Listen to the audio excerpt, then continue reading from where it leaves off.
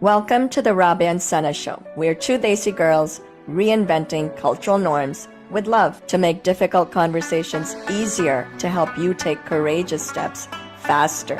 Whether you feel like a misfit now or have been breaking the standards, this podcast is for you, for the adults, the young. Come as you be and become your authentic self as you desire. Let's go reinvent some cultural norms together. Hello everyone, I am Rabia Paracha. I have been a rebel without a cause for most of my life until I discovered my purpose to empower women to empower themselves. And that led me down a rabbit hole to become a life coach from CTI Coactive Coaching. And today I'm a mind and life power coach who helps people break free of their limiting cultural beliefs to find the life they love and the love of their life. Hello everyone, I am Sana. I am from New Jersey, a Pakistani American. Professionally, I work in the clinical research field. And personally, I have always had this purpose of empowering women of South Asian culture to be able to live the life that they want to live and be true to themselves instead of what the culture expects them to be. And so here I am pursuing that purpose, and I am also studying to become a life coach. Let's get started. Hello, amazing souls. Welcome to another episode of the Rabia and Sana Show, the podcast where we reinvent cultural norms to elevate your mental, emotional, relationship, and professional well-being. I'm Rabia Paracha. I'm Sana Shah. Today we have Paul Macfarlane with us. Paul is in global business strategy and creative branding. So welcome, Paul. It's so amazing to have you. Please tell a little bit about yourself to our audience. Like all faiths teach, I am spirit in temporary physical form, and this body is referred to as Paul Macfarlane. So what does this body do? This body has decided increasingly to bring the best of humanity forward for worthy businesses. But what does that mean? What is my role to play? Why am I really here? What effect do I want to have? Well, the best of humanity brought forward.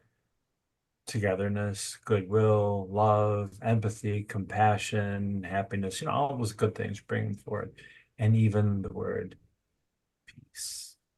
So it's all those good things that I espouse, that I live for, I support, and I magnify for the growth and incredible profit of worthy companies who agree with me. Well, that's amazing, Paul, because the one thing I love about what you're saying is bringing humanity or the best of humanity forward. And something that you told us as a prereq to our episode was you said that you want to just be human. And I think that is something we can all strive to do. So tell us a little bit about what that means to you. Well, what it means to me, and maybe to some of you other, I see not that they're separate, but clearly definable animal existence, because we are animals physically. What most animals can do, not all, we can do too, because we're animals. We have desires and hormones and instinct and physical things like animals do. Human. Now, what is uniquely human? Maybe compassion, maybe empathy, maybe thoughtfulness, right? Community, brotherhood. Well, animals have community, but, these things that we get into the political range of how we relate to each other with thought and action, something uniquely human. But then, boom, the divine level, where we can touch the idea of non-duality. In other words, I can become love instead of having to love. But I do believe that as one climbs and ascends, you don't leave the other realms behind. One of my favorite teachers had this idea of Zorba the Buddha. You can be sensual and enjoy life, but be very meditative at the same time. The Asian tradition of a water lotus, right? Its roots are in the mud at the bottom of the lake. Its stems are in the water, on top of the water, and the flower is above the water. That plant is in all those places at the same time, and they're all required. So being really human for most people, we look around, look how often we respond animal. We react to things. We make value judgments of mate or threat, protection, threat and attack. And we do that even with our words. So if we can get more and more people to at least up to human, where we bring our community sense of empathy, compassion, goodwill, that would be a good day. That's really nice, Paul. Thanks. So you're saying we sometimes practice a lot of our animal type of instincts, which is reacting rather than being really true in the human form or human emotions, I guess, right? Yeah. So what do you think are the challenges that we face in order to be human? Well, we were taught by people who had no idea either. That's one. We are animals first. We're physical animals first. We're actually mammals, right? Because of hair and burying our children, alive and whatever. And those are issues of survival, just survival. We humans are predators because we have eyes in the front. We can determine distance and space. And could I outrun that thing to capture and eat it? Prey, have eyes over here to identify threat. Well, when we drive on the road, we're looking out for threats. We're trying to keep safe, right? Mhm. And that reaction without mind, you see, the difference between a reaction and a response is simply mind. If you don't have any mind in it, you may react, and without understanding something, push it away because it looks or it feels strange and different. So we fear it. We put it in a little box, and then we may actually even attack it. Social media brings out the animal in a lot of people. And that's part of a routine that is so deep in us. And what makes us human, we have to spend time with it, our social, eye to eye, or walking with another person, or listening to another person, or reading and watching and listening to things that accentuate our humanness. There are a lot of things we watch and listen to that accentuate our animal. We watch movies that make us feel fear, or lust, So if you wish to be more human, you have to go into your own humanness more, or find it in other places. And that's a journey that I think is never over, but well worth spending time on. Right. And so, do you think that in this journey of becoming human, do you think that there are things that we can practice on a regular basis? Like, what are some things that our listeners and our viewers can practice, start beginning right now? Well, there's a lot of ways. I'll give you one way. One way is to make a list of the qualities that you think make you human. And what is that? Imagination? I don't know. Goodwill, empathy, compassion, love, thoughtfulness, justice, and make a list of those things. And then think each one, where do you find them? It may be a book. It may be an experience out in the world. It may be a song. It may be a poem, whatever. But each one, look for where you can find it and spend more time with it. And the amount of time we have to live in a lifetime, in a year, in a month, in a week, in a day, in a moment, what do you fill it with? Predominance is what makes the difference. I'm not predominantly animal. I try to be predominantly human and occasionally divine and occasionally, animal. Spend more time with the things you find to be human to you. So, I have a follow-up question to that, and that is people believe they know themselves, right? And they think that they already are human and they're already there. So change is something that's, daunting and threatening or, uncomfortable. So for those people that find that shift from the way they are, which is nothing wrong with them, right? To becoming, expanding their humanness or growing into this newer, more updated, upgraded version of themselves. How would you describe that journey, or what would you recommend for them to feel less threatened by this journey? Wow. It's dangerous if I tell people what to think or do, right? But the most dangerous, maybe two words in all of humanity are these: I know. And how often do we say, I know? Maybe the best words are stop and then be different. Stop what I'm normally thinking and choose to be different. Normally, when we say I know, we are saying stop to someone else. If right now you're trying to put a new idea into me and I say I know, what I'm essentially doing is saying stop, and I'm going to stay just the way I am. Well, change I know to I wonder, I'm curious, or at least I experience. I experience a feeling of rejection, depression, and sadness when someone says no to me. Spend time with that. I think I feel, or I think I experience, or notice that I feel great joy and exhilaration when someone says yes to me. In other words, right now, where I am, if I keep looking out there out the window, it's a very high pressure, sunny day with a deep blue sky and white puffy clouds. And if I see that with my eyes and I make a decision in my mind, that is a good thing. And emotionally, I feel, yes, that's exuberant. And my body says, I'm going to get out there and run. Okay, noticing that. But do I know anything about the cloud? Do I know anything about what's, the spectrum of light is? Do I know what I'm going to do next? Yeah, those words I know are really sticky and tricky. So if you can find other words about what your experience is, just that simple step, change I know into I experience, or I feel, or I wonder. That might be a good way, and just try that. Thanks, Paul. That really is, it makes sense in the sense of, I guess, perception type of view. When you perceive something is not how others perceive. So what do you think that we can do to understand the perceptions or realities of other people? We can't.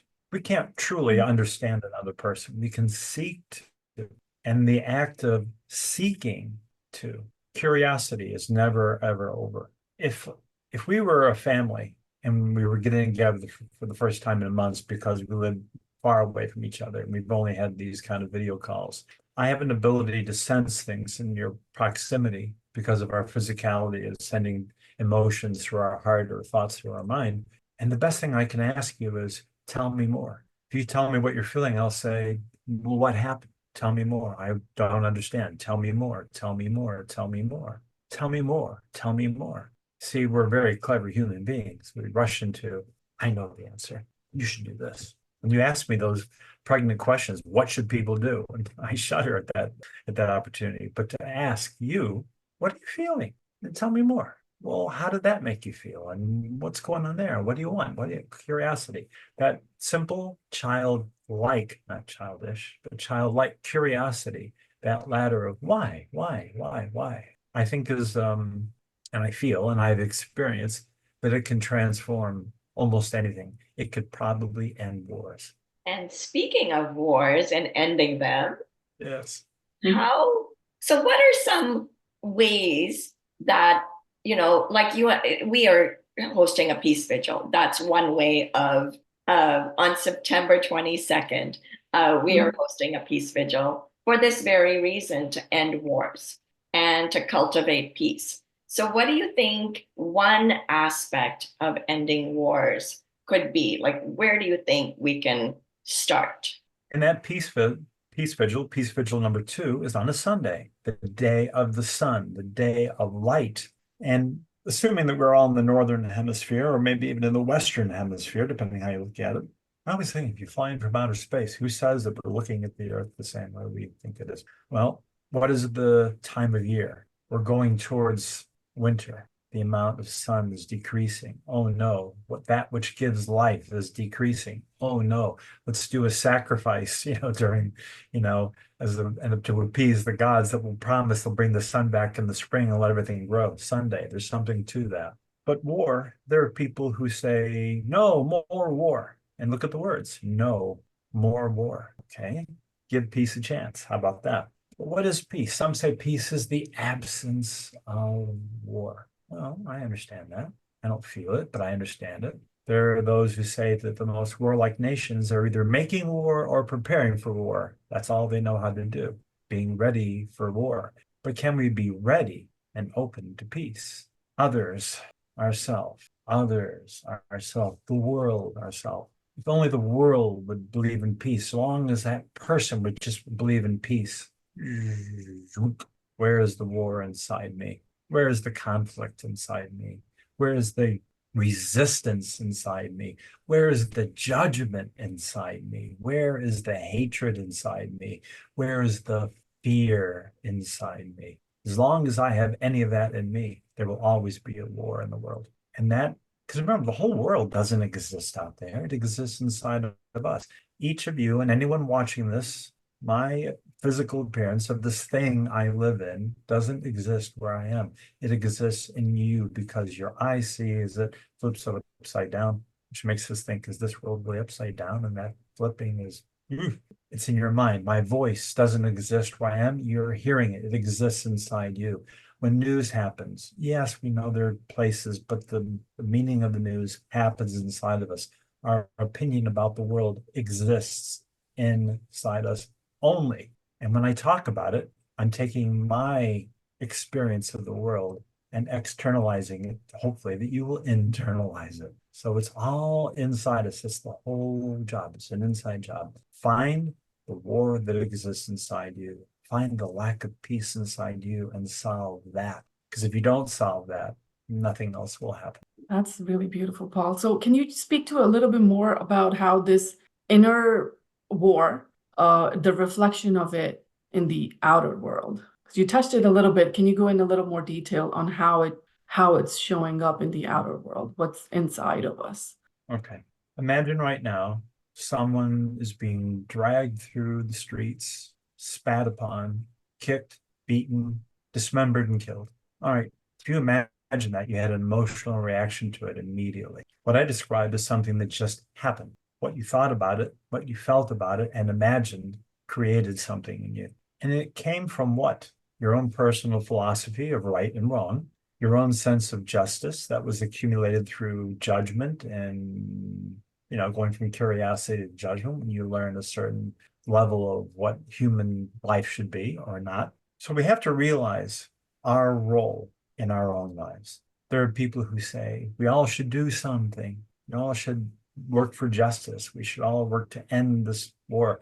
We should end this abuse. Yeah, maybe we could. But the belief, there's something that Robbie said so well last year, that you have to go from the possibility of peace to the probability. And there's two P words, just whatever, three P words, I think about it.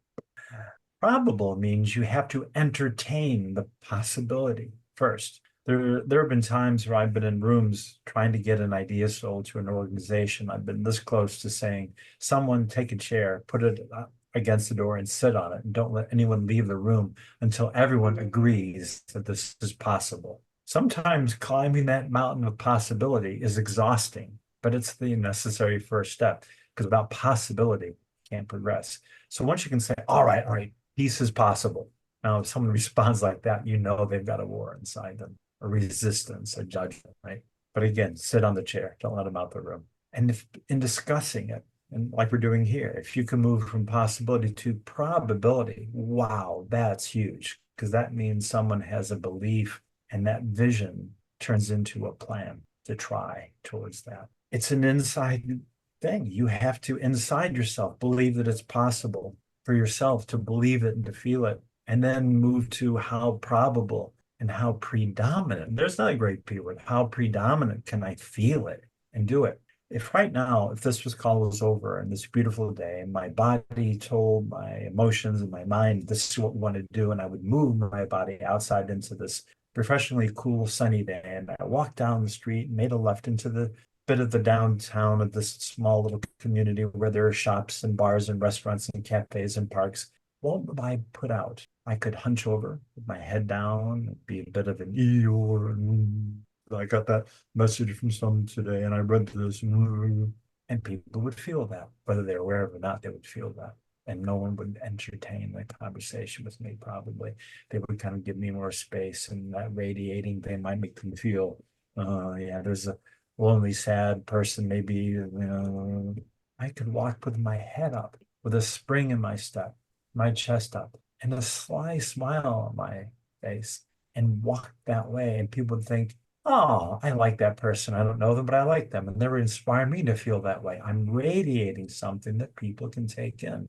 There's no difference between what I'm doing physically that I just described as what we type on social media, what we put into a message, into an email, into a little video we create and post. We have something inside of us. Is it worth sharing?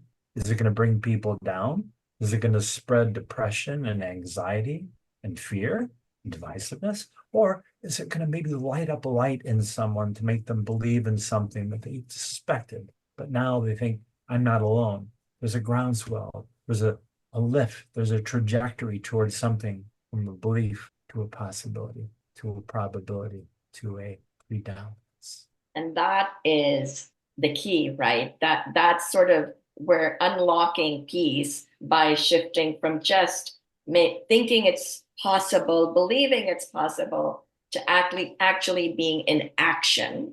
Because without action, and it starts from within, that we have to reiterate this, that if there is no peace within, there's no peace on the outside as well. So that inner and outer peace, they're so connected, which is what I'm hearing from you.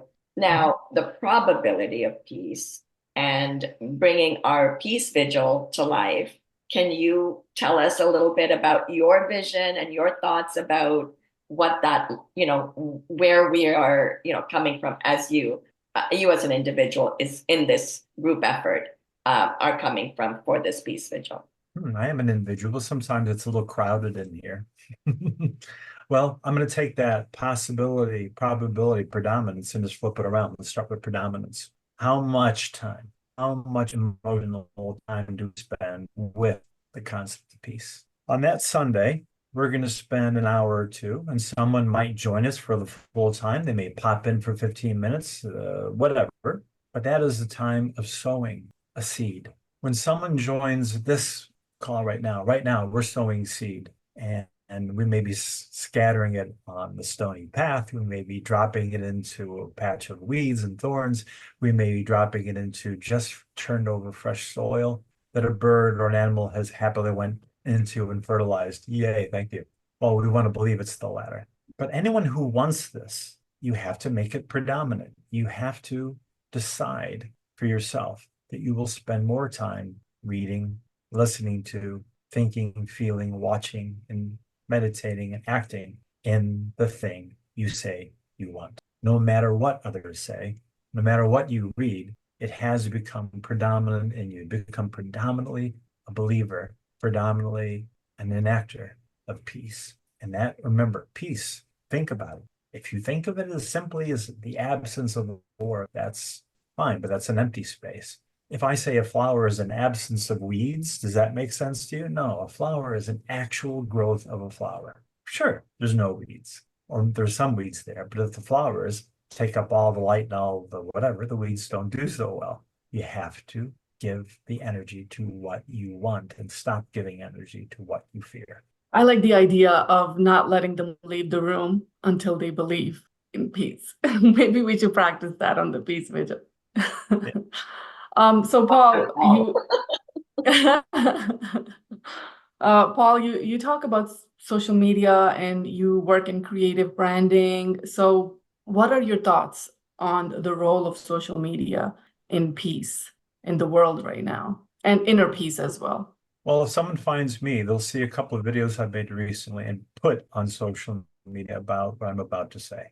We have to remember that no one can be an expert on a platform, because the platform is nothing until people put things on it. So you have to realize that when you say Instagram, are you really thinking about Instagram, or are you thinking about the things you see on Instagram and the kinds of things you see on Instagram? All the, here I am on Instagram, or the stop scrolling, this is something or Facebook. Are you really thinking about what Mark Zuckerberg created? Well, maybe sometimes I do, or literally the way it works, or do you think about your friends, or all the racism, or all the anger, or all the politics?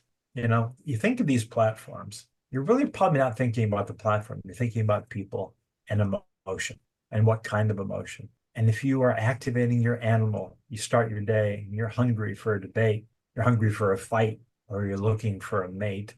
Oh, you want to see a show of hands, but each of us at some point has had someone who has looked at us as a potential repository for someone else's sexual desires. that is pure animal. But we get this idea that on the internet, whatever we want should be instantaneous and deliverable. I can get instant sexual gratification. I can get instant hate. I can get instant debate, instant argument, instant fight. Well, if you really, really want something more humanly thoughtful, compassionate, happy, empathetic, it's up to you. Put something like that out there. Respond with something like that out there. Instead, next time one of your friends argues about a candidate or an issue or a problem, instead of arguing for or against, drop a little thoughtfulness, drop a little empathy, drop a little compassion, drop a little, see what I mean? You create the world you wish to live in. I believe a little bespectacled barefoot guy in what some people thought were diapers, who died in 1947 or 8, who said, be the change you wish to see in the world. A lot of people have that on their wall at their little cubicle, or they pass it around social media. But are you really doing that? Yeah, I mean, so I feel like social media has so much capabilities of doing that, of promoting peace, promoting the connection of peace between each other, but we actually use it for the opposite of it, for dividing, hateful comments, things like that. And I think a lot of the times it's not about it's not about what they want to see, but it's about what is right to them, right? It's like for them to be right rather than for the greater good or the peace of everything. And that, ends up creating more division. So, Well, see, one thing you touched on, and let's just call it what it is. Social platforms don't usually require you to pay for them.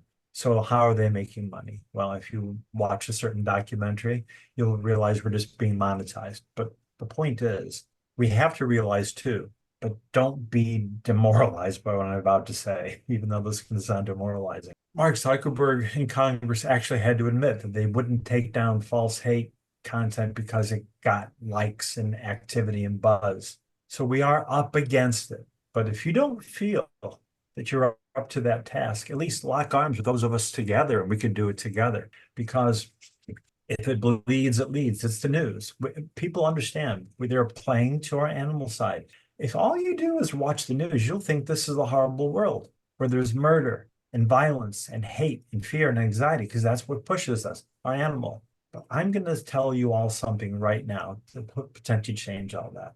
I don't know where you all live, but if you live in anything called a community, which could be a bustling city or even suburbia, I want you to get up early enough and watch a highway. What is all that traffic? All that traffic are people who made an agreement and are doing what they promised to do.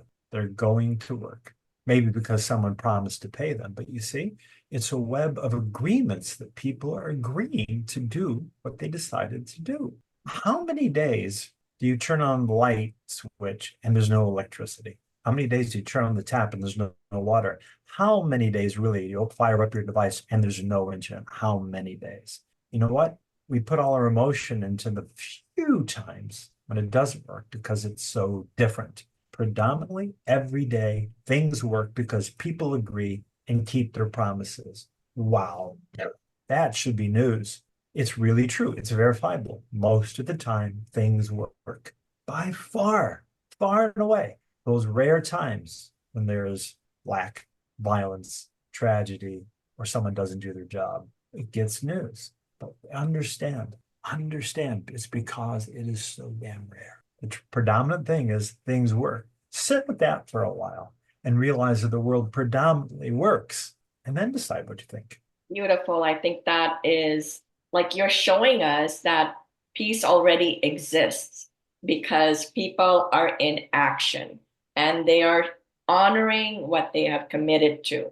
And so when we show up in that honor and commitment and we make it our most predominant, disposition or place of operation, that anything is possible. And in fact, it is more than possible. It becomes probable because you get that there's a payback for anything that we make probable. But there isn't if we just sit in possibilities, and we can leverage social media to offer our goodwill, to offer our compassion and our humanness that you talked about as well. So progress. How can we make progress more progress because there's already a lot that's been made. Do I feel that we're making progress? I don't know. It changes from minute to minute, but back to your point you made, it's such a great point. Let's imagine rush hour in any city, right? At any moment, there's tens of thousands of cars out there. Why aren't there tens of thousands of fatal accidents? Because far and away, people stay in their lane, people are paying attention, and they don't hit each other. But those few rare, horrible events had so much animal emotional power. We're drawn to see the accident, to want to see the bodies, to see the blood, to think about that's our animal desire. There are times where we may think we're becoming animals and we're de-evolving into animal. And that's what moments. But remember, there's apparently nothing sexy about ordinary. Ordinary, everyone's getting where they're going by and large. And those few moments where you're driving and you're like, oh, you wake up. You're driving on alpha waves and something realized, oh, I was drifting and someone hit the horn. Sorry. The first thing is sorry. And we feel those tremor of adrenaline runs through us like an animal. And our mind says, God, be more careful. Whew. Thank you, God, whatever, I missed that little opportunity, but now I'm really going to pay attention. Those wake-up calls. Well, this should be a wake-up call for all of us to say, wow, I'm half asleep or mostly asleep on social media. And I'm leaning into my animal thing and I'm not doing my part to make this role that I want to be. So find something beautiful and share it. Call up the something that's beautiful and share it more and more and more. Maybe your friends will say, oh, that person posts such great things. Nothing wrong with that, is there? So in other words, if we're going to turn this into an ad, our Peace Vigil, we're sorry that we keep doing it. We would wish we wouldn't have to, but we're pretty sure that we're going to need them as long as we're alive. And this is an opportunity for everyone to join that and just sit and be with that idea. Sit with an idea, play with it, turn it over in your mind, in your hand, in your heart, and just see how it feels for you. We're not going to tell you what you should do.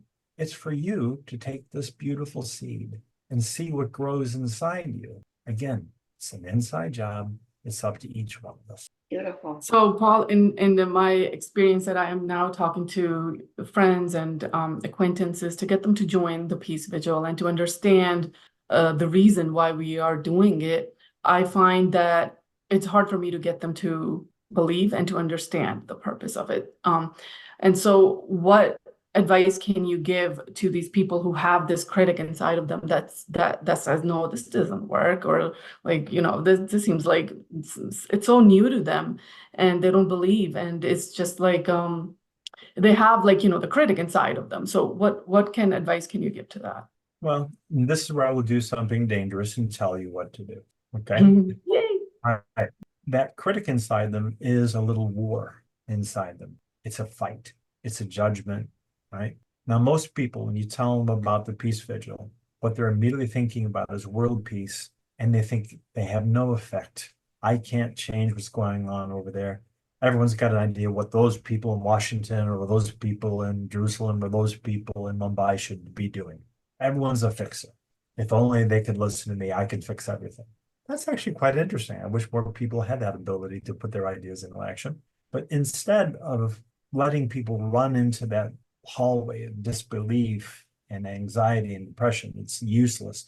Nothing can be done. So no, I don't want to take part in it. What's the use? Turn it around to feel peaceful inside you. Feel peacefulness inside you. That's what this is about. We're not like idiots, walking into the wilderness saying, everyone stop fighting, when you think that can't happen.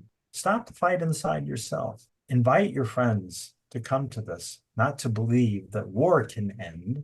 Well, it could always end, but apparently it doesn't. That's okay. I say all that again. It's okay that wars aren't ending. What's not okay is that we continue to have that belief inside ourselves. So invite people to say, how many times do you feel stressed, anxious about the world situation or world news? Be honest, I'll wait. A lot, huh? Well, maybe choose to spend an hour or two with us just to feel something good inside you. We will never bring politics into this. We never allow ideology, right? Mm-hmm. We're not going to let someone come on there and talk about what they should do over there in the Middle East, what they should do in Canada, what they should do over here, what they should do in Washington. We got plenty of that. That doesn't go anywhere. We're just going to tend the garden inside of us. And if someone you talk to says, nah, I don't want to feel that inside me. I like feeling tense. I like feeling anxious all the time. Maybe don't say anything, just give them a hug, because that's the invitation. If people run off into, oh, this is about world peace. Yeah, but not really. It's about inside peace. And my God, we could all use more of that.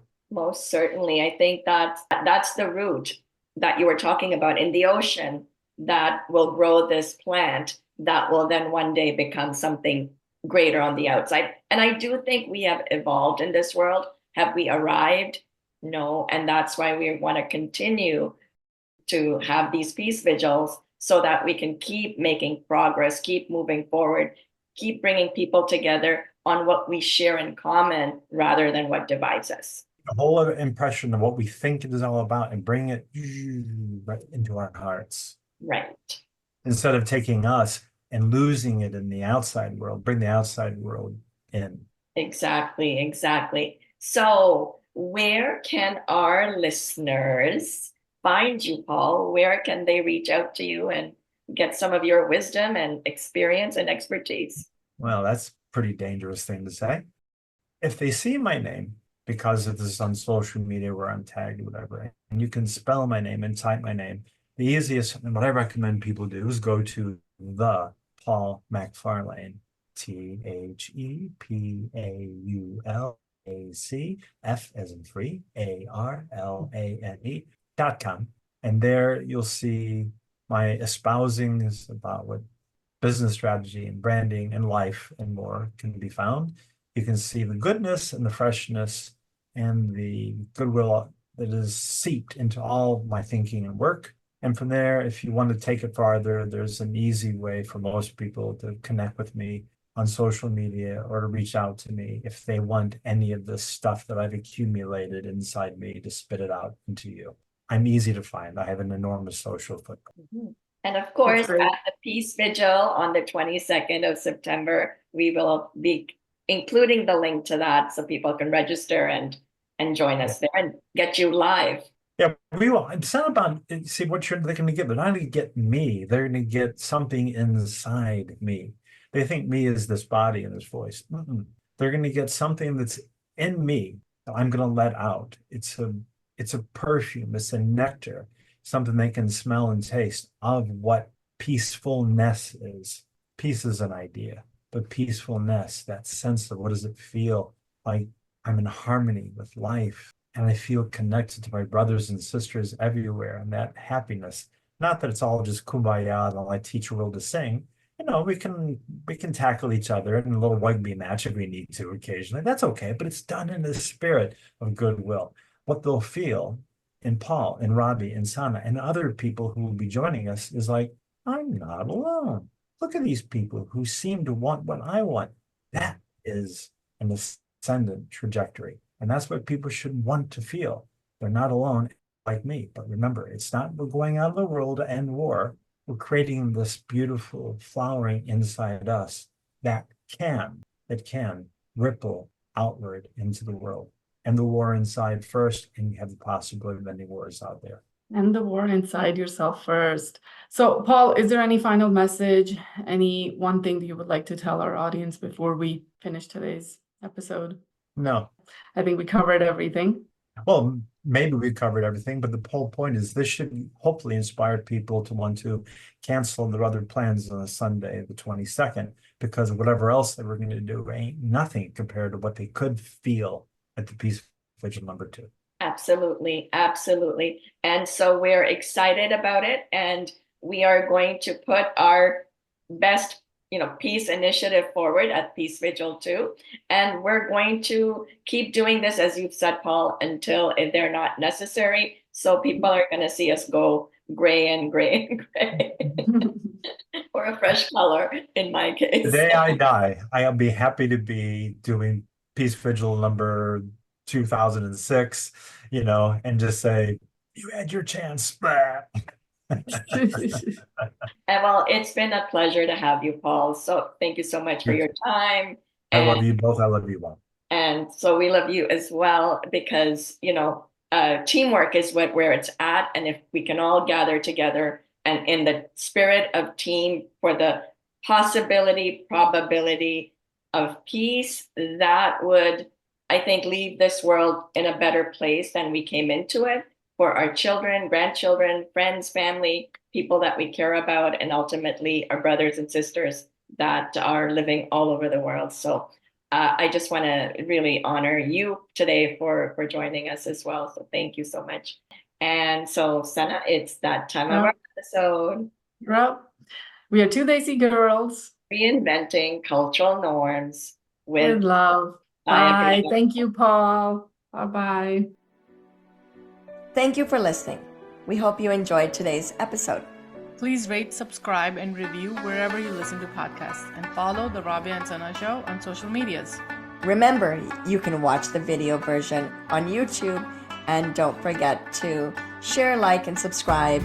If you want life coaching services, or you are reinventing cultural norms for yourself and think you would be a great guest and want to be on our show, please email contact@therabiaandsanashow.com. And be sure to check out our next episode. See you next time. See you next time.